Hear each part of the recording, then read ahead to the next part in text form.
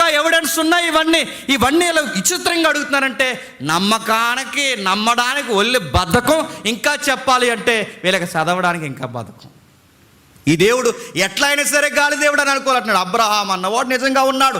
Abraham అన్నవాడు ఉన్నాడు అనడానికి ప్రూఫ్ ఏంటంటే ఇజ్రాయేల్ సమాజం ఇంకా ఉంది.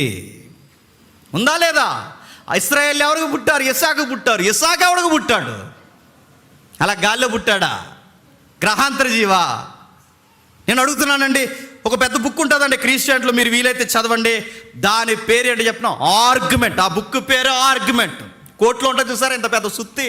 ఆ సుత్తేసి ఉంటుంది, అందులోకి వెళ్ళి చదవండి ఓపుకుంటే ఎంత పెద్ద ఉంటుంది బైండ్ బుక్. దాని పేరు ఆర్గ్యుమెంట్. ఆ బుక్ కొనుక్కోండి, 5,000 6,000 ఉంటుంది. ఇలా అటోలు గిఫ్ట్ ఇచ్చేయండి, ఆ బుక్ చదువుకోండి అని. సెక్షన్తో సహా, హిస్టరీతో సహా ఆ బుక్స్ ఉన్నాయి. అబ్రహాము నిజంగా ఉన్నవాడు. అబ్రహాముకు వాగ్దానం చేస్తున్నాడు. అయితే